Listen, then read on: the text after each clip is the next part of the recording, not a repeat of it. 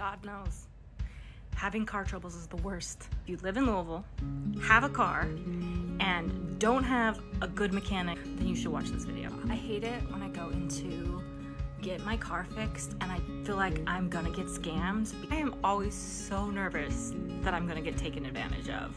But I don't have to worry about that anymore because my brother-in-law just moved here from Florida and he has a mobile mechanic business, which means he comes to my house and fixes my car while I'm doing whatever. I don't even have to take the car in. And listen, I know he's my family, so I'm probably a little bit partial, but I wouldn't make this video. He doesn't even know I'm making this video if I didn't 100% trust this man to be honest, reliable, and do an amazing job.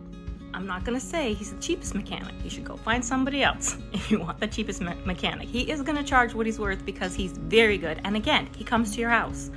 But if you need someone who's reliable, who shows up when they say they are and does a good job, then you can go follow him on Instagram. All of his information is at that website.